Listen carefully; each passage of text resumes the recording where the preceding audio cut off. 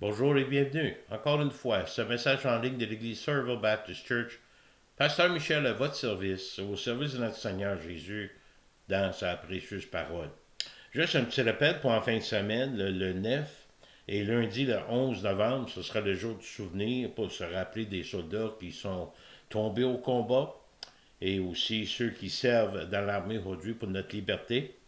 Je serai présent à Bury et Scottstown samedi le 9 et le 11, je vais faire 4 villages. Chaque année, je suis invité comme clergé et ça me permet de partager un peu de parole de Dieu. Il n'y a pas de plus grand amour que donner sa vie pour ses amis. Et ainsi de suite. On me demande d'apporter une prière, donc priez pour moi. Aussi, dimanche, le 10 novembre, c'est la journée de prière pour l'Église persécutée du ministère Porte ouverte. Fait que n'oubliez pas nos frères et sœurs persécutés un peu dans le monde. Avant de commencer le message, allons dans la prière devant notre Dieu. Seigneur Jésus, encore une fois, nous dépendons de toi, Seigneur. Nous avons en toi tout ce qu'il nous faut pour mieux vivre, pour ta gloire. Merci, Seigneur, pour chaque personne qui est à l'écoute, que ce message soit un réconfort, un encouragement et peut-être même un défi. Et Seigneur, on te remercie d'avance pour la puissance de ton Saint-Esprit qui nous convainc, qui nous instruit, nous dirige vers le bon chemin, qui est toi. Bénis chacun qui est à l'écoute. Nous te prions. Au nom précieux de Jésus. Amen. Citation avant de commencer. Avant que l'Évangile puisse guérir un homme, il l'humilie et lui révèle la profondeur de son besoin de Dieu. Hébreux, qu'on va finir, la lettre aux Hébreux, chapitre 12, verset 25 à 13, 25, le titre, Notre choix, continuer dans la foi. La semaine passée, dans Hébreux 12, 12 à 17, nous avons vu la foi, notre foi avec engagement et humilité, de désirer la sainteté, c'est-à-dire de découvrir le plan de Dieu pour que ça devienne notre objectif pour la vie en tant que croyant, devenir de plus en plus semblable à Christ, par la puissance et la provision de Dieu. Aussi, dans Hébreux 12, 18, 21, nous avons vu la foi à travers la révélation de Dieu et l'obéissance par la peur, et aussi la désobéissance par la peur. L'exemple du peuple dans la présence physique de Dieu au mont Sinaï, quand Moïse était le médiateur choisi entre Dieu et son peuple. Même s'il y avait la peur de Dieu, la crainte de Dieu, la désobéissance en était le résultat. C'était au moment, de côté religieux, où on travaille avec l'homme de l'extérieur pour changer ses actions, ses comportements, mais sans atteindre le cœur. Ensuite, nous avons vu Hébreux 12, 22, 24, la foi à travers la révélation, obéissance avec confiance et par gratitude. D'exemples de ceux qui sont en Christ, qui ont accès à la présence spirituelle de Dieu au mont Sion, Jésus-Christ étant le seul médiateur maintenant entre Dieu et l'homme, où la grâce, la compassion, la miséricorde de Dieu deviennent une réalité quotidienne. Ce qui est à son tour affectera la motivation du croyant, son attitude et ses priorités, à travers les œuvres préparées par Dieu pour chacun de nous. Maintenant, aujourd'hui, Hébreux 12, 25, 29, un appel à la foi. Répondre à la foi de Dieu. L'auteur de la lettre aux Hébreux nous amène à une décision que nous devons tous prendre individuellement et éventuellement, soit oui ou non au salut de Dieu, de recevoir oui ou non Christ comme sauveur et Seigneur de notre vie au niveau personnel. Quelle a été, quelle est et quelle sera votre réponse à la voix de Dieu et la révélation de lui-même? C'est aujourd'hui le jour du salut, que Paul dit si bien dans 2 Corinthiens 6, 2. Car il, Dieu, dit, au temps favorable, je t'ai exaucé, au jour du salut, je t'ai secouru. Voici maintenant le temps favorable, voici maintenant le jour du salut. Si vous avez entendu l'appel de Dieu, ou si vous n'avez pas répondu, il attend votre réponse, et si c'est oui, il attend votre appel à l'aide à travers la repentance. Paul souligne qu'il était temps d'accepter la vérité, de vivre pour la vérité, un temps choisi par Dieu pour qu'il soit sauvé. Et le temps d'être utilisé comme témoin de la grâce de Dieu envers le monde d'aujourd'hui, avant qu'il en soit trop tard pour nous et trop tard pour eux. Votre réponse, leur réponse, si c'est non, reflètera soit les gens qui étaient au Sinaï, mais si c'est oui, la réponse, ce sera comme des gens qui sont venus au mont Sion spirituel, recevant le pardon, une relation personnelle avec Dieu et la vie éternelle. Hébreux 12, 25. Gardez-vous de refuser d'entendre celui qui parle, donc Dieu. Car si ceux-là n'ont pas échappé qui refusèrent d'entendre celui qui publiait les oracles sur la terre, au mont Sinaï, combien moins échapperons-nous si nous nous détournons de celui qui parle du haut des cieux? Important aussi de savoir que la puissance de Dieu sera toujours manifeste. Regardez au verset 26. Lui donc la voix alors ébranla la terre, et qui maintenant a fait cette promesse, une fois encore, j'ébranlerai non seulement la terre, mais aussi le ciel. Quelle exhortation honnête! Veillez à ne pas refuser la voix de Dieu si vous l'entendez. Dieu détient la bonté qu'il a préparée pour vous dans ses mains. Toujours à faire en Christ et à travers le Christ, à travers de l'œuvre parfaite et achevée de Jésus et la nouvelle alliance en son sang. Le mont Sinaï, le peuple a refusé d'écouter Dieu qui parlait sur le mont Sinaï. La montagne en shaké, excusez l'expression. Il y a eu des conséquences à cause de leur rébellion, leur désobéissance. Ils refusaient même ce que Dieu avait préparé pour leur bien, la terre promise. La voix de Dieu sur la terre, parfois avec une voix audible dans l'Ancien Testament, il y avait une relation directement avec les personnes, comme Moïse, mais il a aussi parlé à travers les prophètes et à travers sa parole écrite. Ceux qui ont cru en lui, qui ont eu la foi en lui. Comparé au mont Sion, le peuple qui se détourne de Dieu, qui nous parle du ciel, parle encore à travers les serviteurs, à travers sa parole, à travers de nous et même à travers de son Fils Jésus. La voix de Dieu venait du ciel, non pas une voix audible entendue par l'oreille humaine, mais une voix que chaque âme peut entendre si elle a le désir, grâce à la conviction du Saint-Esprit. L'homme entend avec son âme, puis il l'applique à son cœur. Hébreux 12, 27. Ces mots, une fois encore, indiquent le changement des choses ébranlées comme étant faites pour le temps, afin que ces choses inébranlables subsistent.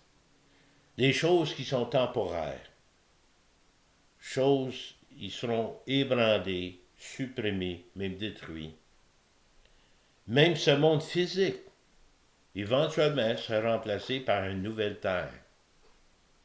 Seules les choses éternelles resteront, les choses utiles pour Dieu, les choses à Dieu, acquises en Christ, qui ont une valeur éternelle, donc ses enfants et sa famille, les rachetés en Christ, qui deviennent citoyens du royaume de Dieu qui ne pourrait jamais être ébranlé. Regardez au verset 28-29, c'est pourquoi, recevant un royaume inébranlable, montrons notre reconnaissance en rendant à Dieu un culte qui lui soit agréable, avec piété, avec crainte, car notre Dieu est aussi un feu dévorant. C'est le même Dieu, Ancien, Nouveau Testament. La grâce fait toute la différence. Le moment est venu pour se préparer pour le royaume de Dieu en tant que citoyen du ciel. De servir Dieu non avec crainte, mais avec révérence. De lui rendre honneur et gloire en raison de son nom et ses œuvres. Servir Dieu de manière acceptable selon son plan, afin de lui plaire, encore accompagné de l'honneur et du respect dû à son nom. Parce que Dieu est un feu dévorant. Deux façons, un feu de jugement pour ceux qui n'auront pas reçu Christ, mais en même temps un feu de purification pour ceux qui sont en Christ. Avertissement. Il y a eu des conséquences, et il y aura des conséquences plus grandes à être sans Christ en quittant ce monde. qui vous conduira à une éternité séparée de Dieu, pour faire face à une condamnation éternelle, parce qu'aucune offre vient après la mort. Il n'y a pas de deuxième chance. Comme on a vu tantôt, c'est aujourd'hui le jour du salut. De refuser d'écouter la voix de Dieu, c'est refuser Dieu. Nous devons être capables de discerner la voix de Dieu, mais il faut faire attention parce qu'il y a beaucoup d'autres voix qui tentent d'attirer notre attention. Jésus a même averti les dirigeants religieux de son temps dans Matthieu 23, 13 et deuxième partie du verset 14. Malheur à vous, scribes et pharisiens, hypocrites, parce que vous fermez aux hommes le royaume des cieux, et vous n'y rentrez pas vous-même, et vous n'y laissez pas entrer ceux qui veulent entrer, avec leur attitude légaliste, en se pensant déjà justifiés par leurs œuvres. Ils ont enseigné leur propre message, motivés par l'hypocrisie religieuse. De malmener, de mentir aux autres. Ceux-là seront jugés plus sévèrement, la deuxième partie du verset 14. À cause de cela, vous serez jugés plus sévèrement. Ça, c'est les paroles de Jésus. Mais l'apôtre Paul a toujours mis les croyants en garde contre les faux docteurs, faux enseignants, les imposteurs qui n'enseignaient pas la vérité de la parole de Dieu, ou qui interprétaient la parole de Dieu en leur faveur, de façon ironique, enseignant des doctrines non bibliques, jusqu'au point de décourager, de troubler les vrais croyants. 2 Corinthiens 11, 3 et 4. Paul dit toutefois, de même que le serpent séduisit Yves par sa ruse, je crains que vos pensées ne se corrompent et ne se détournent de la simplicité à l'égard de Christ. J'ai peur pour vous que vous n'acceptez pas ces tentations d'attirer votre attention avec d'autres choses que l'évangile de Christ. Parce qu'une fois l'évangile est expliqué et compris, Satan essaie de semer le doute et de parsemer le découragement. Et ça pourrait compliquer l'évangile du Christ, qui n'est pas censé d'être compliqué. C'est l'homme qui complique la simplicité de l'évangile de Christ. Il s'agit de ne pas écouter les paroles d'hommes, ou bien que ce soit un homme qui parle au nom de Dieu, avec sa parole, la parole de Dieu et non la parole de l'homme, en s'affirmant dans la parole de Dieu. Verset 4. Car si quelqu'un vient vous prêcher un autre Jésus que celui que nous avons prêché, ou si vous recevez un autre esprit que celui que vous avez reçu, ou un autre évangile que celui que vous avez embrassé, que vous le supportez fort bien. Paul, il avait peur qu'il tombe dans le pénal. Excusez l'expression. Le Saint-Esprit nous aide à discerner ce qui est vrai. Il nous donne le sentiment que quelque chose qui est dit ou fait n'est pas tout à fait juste et biblique. Par rapport à la vérité de la parole de Dieu.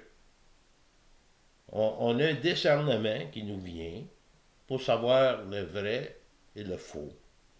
Et Paul met en garde des croyants contre les faux enseignants, faux enseignements, même s'ils devaient prêcher un faux évangile, montrant à quel point les enseignants de la parole doivent être sur leur garde, ceux qui prétendent parler de la part de Dieu, à travers même de sa parole. Regardez ce qu'il dit dans Galates 1.8. Mais, quand nous-mêmes, Paul dit, moi et les autres avec moi, ou même quand un ange du ciel annoncerait un autre évangile que celui que nous vous avons prêché, qu'il soit anathème. Quelle sentence! Anathème veut dire être maudit de Dieu. Il dit, même si moi, je change l'évangile que vous ai prêché, puis je modifie, ou je le rends à mon avantage, que je sois maudit de Dieu.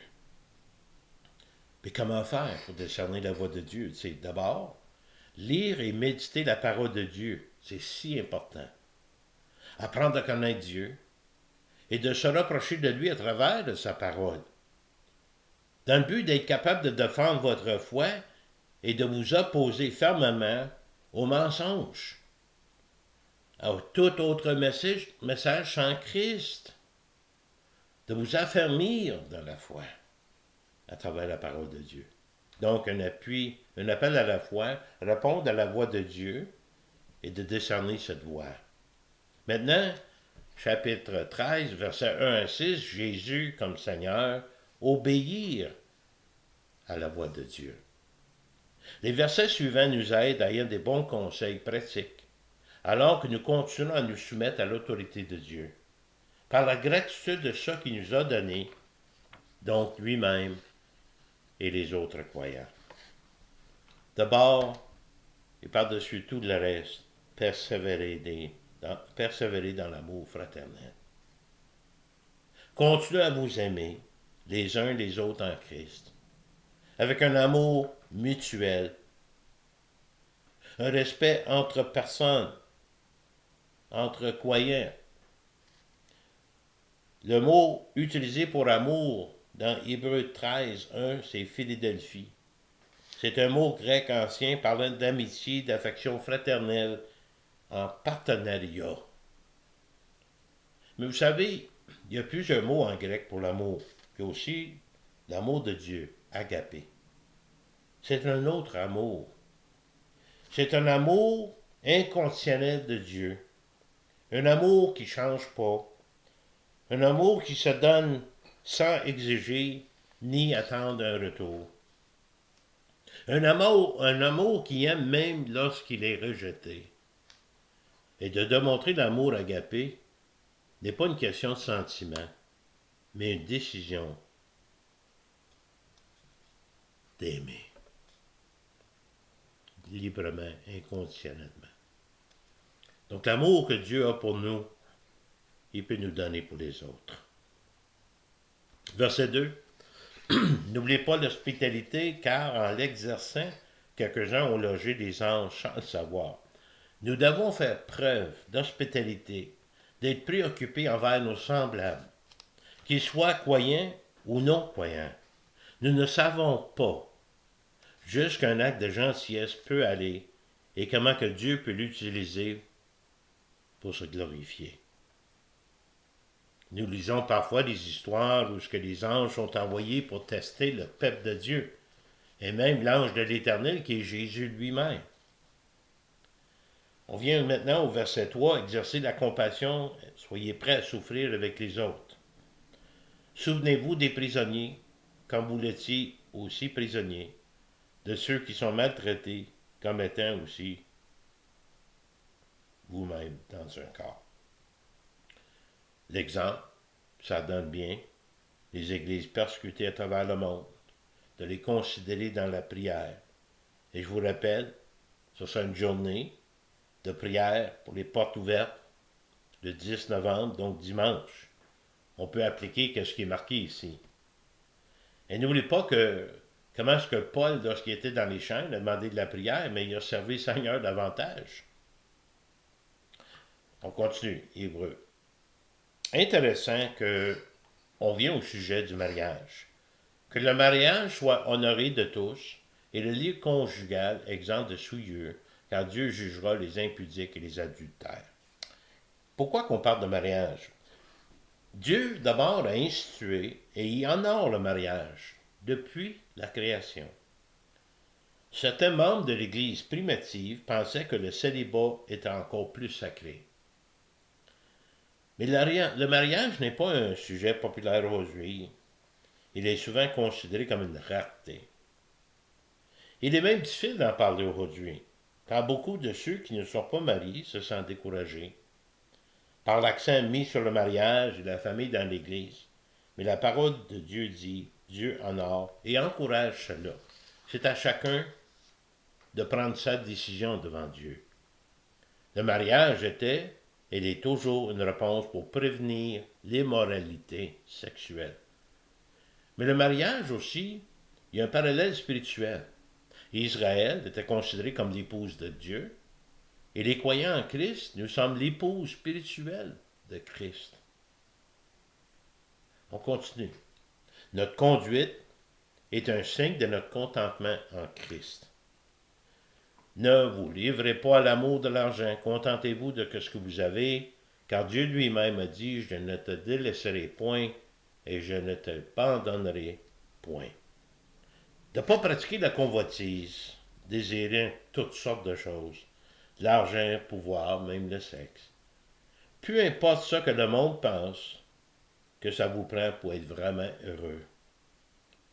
Vous trouvez votre contentement dans votre relation avec Dieu et tous les bienfaits qui viennent avec.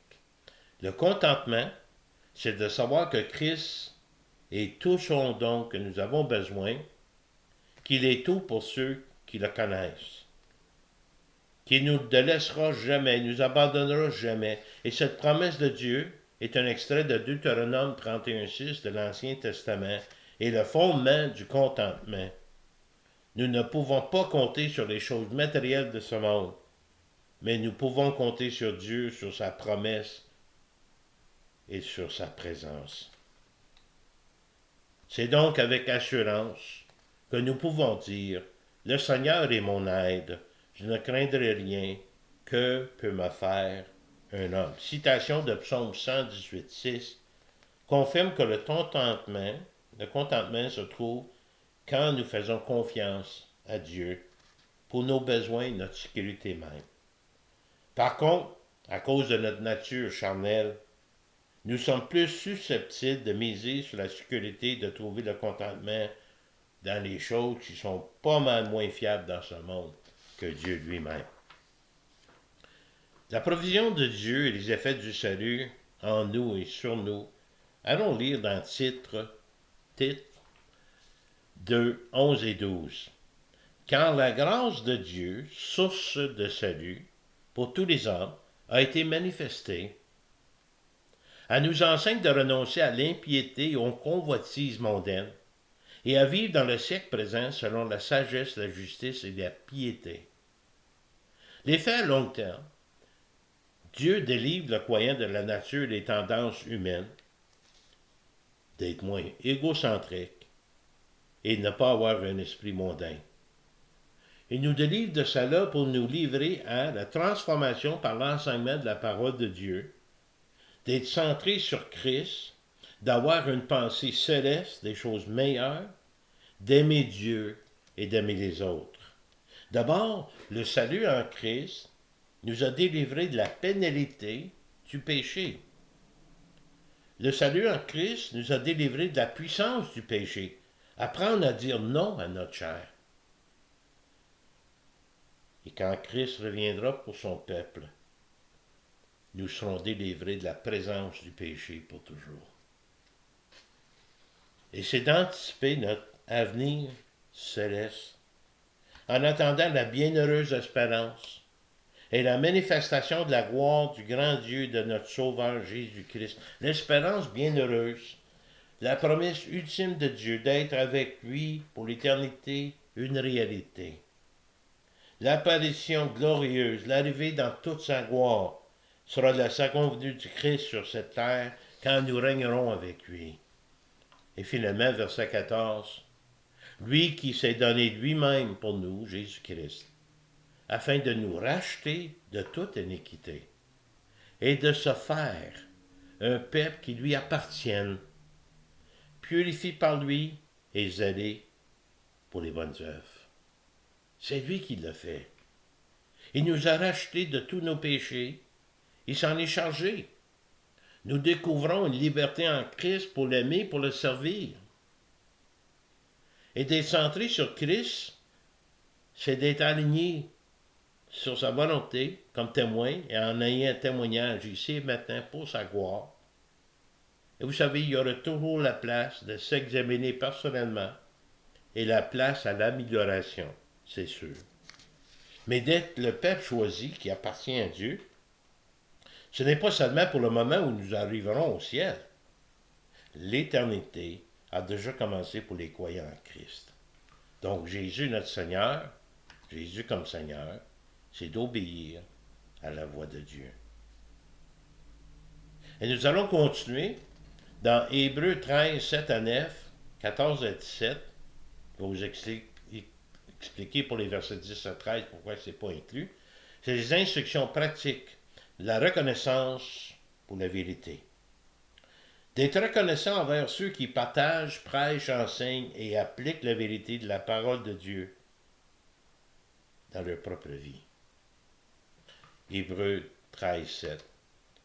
Souvenez-vous de vos conducteurs qui vous ont annoncé la parole de Dieu et considérez quelle a été la fin de leur vie et imitez leur foi. Le véritable épreuve se révèle par la fidélité de la personne qui vous a conduit au Seigneur. Leur témoignage. Parce qu'ils vous ont partagé le Christ, c'est parce que Christ œuvre dans leur vie. Et vous savez, ça concerne aussi le pasteur et tous les autres dans l'Église. D'abord, Jésus-Christ est la même hier, aujourd'hui et éternellement. Ça, c'est tellement important. La nature immuable de Jésus, telle qu'elle est révélée dans la Bible, est la même nature de Jésus qui devrait être vue dans l'Église d'aujourd'hui. Il n'y a pas de nouvelle doctrine, il n'y a pas de nouvelle révélation. Nous savons et nous avons tout ce qu'il faut savoir dans la parole de Dieu. Maintenant, les versets suivants sont spécifiquement destinés aux croyants juifs qui étaient tentés de retourner sous la loi, le légalisme, au lieu de rester dans la grâce de Dieu. Donc, il y a une mention de l'ancien système de sacrifice par rapport au sacrifice tout suffisant de Christ. D'abord, on va juste lire le verset 9. Ne vous laissez pas entraîner par des doctrines diverses et étrangères, car il est bon que le cœur soit affermi par la grâce, et non par des éléments qui n'ont servi de rien à ceux qui y sont attachés. À retourner pour être sous la loi, il y avait des règlements concernant la nourriture que le monde mangeait. Les animaux comme étaient impurs ou impurs, mais tout ça, ça a été aboli par le Christ. Donc, on n'a pas les diapos des versets 10 à 13. Ce n'est pas nécessaire pour nous. Il compare les sacrifices d'animaux par rapport au sacrifice du Christ, mais le point principal, continuez à suivre Jésus et votre nouvelle destination. On revient au verset 14. Car nous n'avons point ici-bas de cité permanente, mais nous cherchons celle qui est à venir, la ville céleste, bâtie par Dieu. Donc, notre gratitude concernant le sacrifice de Christ, c'est pas par des sacrifices d'animaux et de retourner sous la loi ou dans un certain système de croyance ou même une religion, mais de rester dans la grâce de Dieu.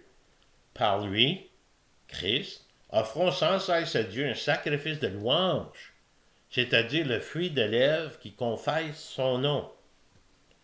Et n'oublions pas la bienfaisance, la libéralité, car c'est de tels sacrifices que Dieu prend plaisir. Bienfaisance, faites des bonnes choses.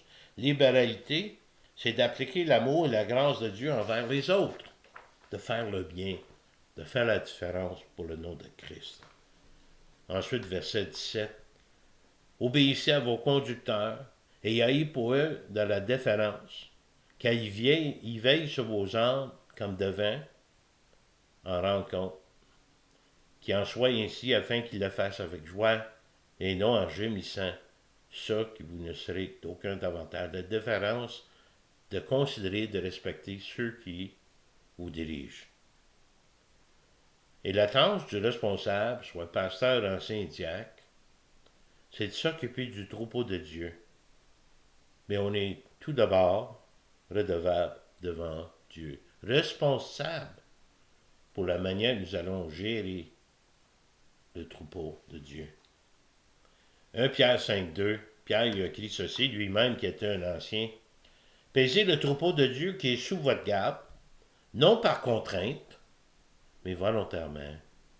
Selon Dieu, non pour un gain sordide, mais avec dévouement pour le Seigneur. Regardez-vous verset 3 et 4. Non comme dominant sur eux qui vous sont échus en partage, mais en étant des modèles du troupeau.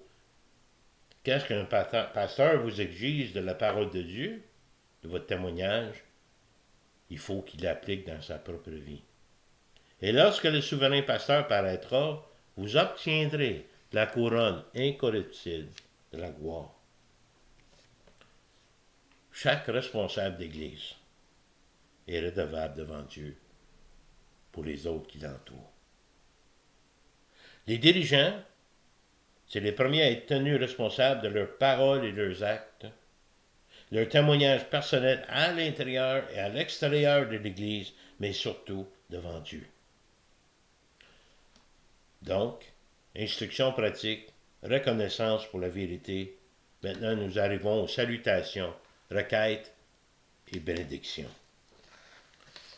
D'abord, l'auteur du livre aux Hébreux, que je crois toujours est Paul, va faire une requête ici. D'abord pour eux, pour lui, mais pour les uns les autres. Regardez, on va le lire tranquillement.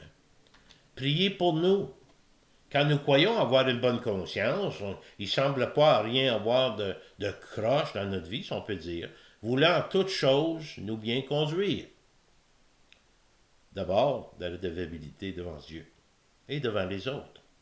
C'est avec instance que je vous demande de le faire, afin que je vous sois rendu plus tôt. Il voulait aller auprès d'eux, il voulait être avec eux. La requête, la demande, que le Dieu de paix, qui a ramené d'entre les morts le grand pasteur des brebis, Jésus-Christ, par le sein de l'alliance éternelle, notre Seigneur Jésus, vous rend capable de toute bonne œuvre pour l'accomplissement de sa volonté et fasse en vous ce qui lui est agréable par Jésus-Christ, auquel soit la gloire au siècle des siècles. Amen.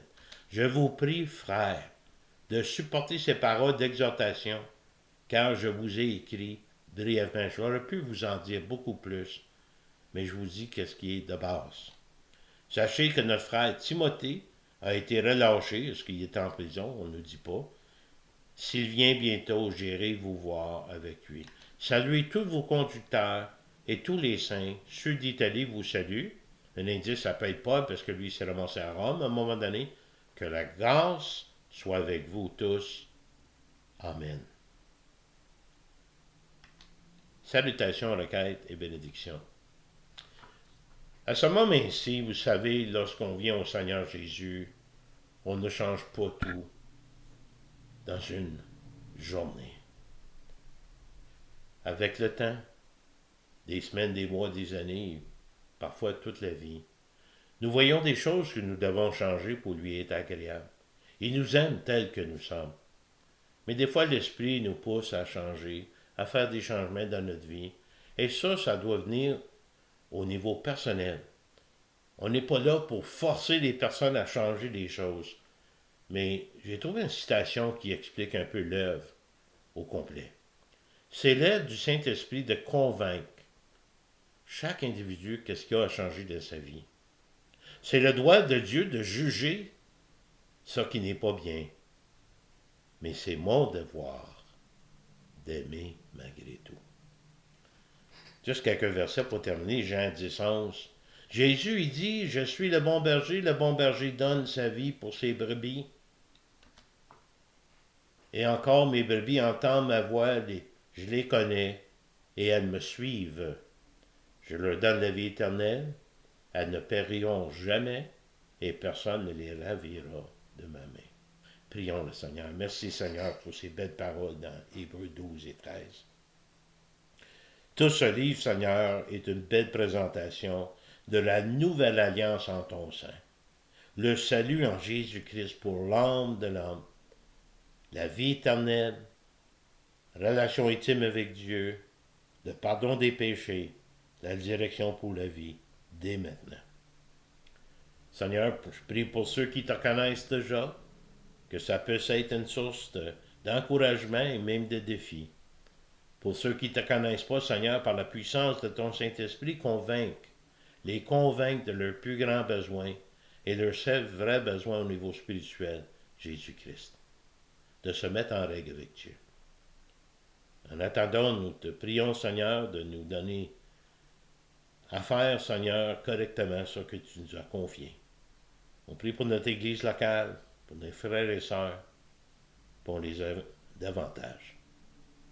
Nous te bénissons au nom précieux de Jésus. Amen. Vous pouvez me contacter ici à l'église Somerville Baptist Church, 819-889-2819, le téléphone.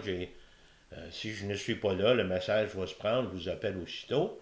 Normalement, je suis là à partir de mardi matin 9h jusqu'à vendredi après-midi quand j'enregistre les messages. Mon courriel, mihoule, @netrevolution.com. Vous avez les requêtes de prière, vous avez besoin d'informations, vous avez des commentaires, suggestions sur les sujets où on pourrait regarder à travers la parole de Dieu. N'hésitez pas à me contacter. En attendant, je vous remercie de votre fidélité d'écoute. Que Dieu vous bénisse, qu'il vous garde. À la prochaine fois, approchez-vous de Dieu et sa parole et vivez pour sa gloire.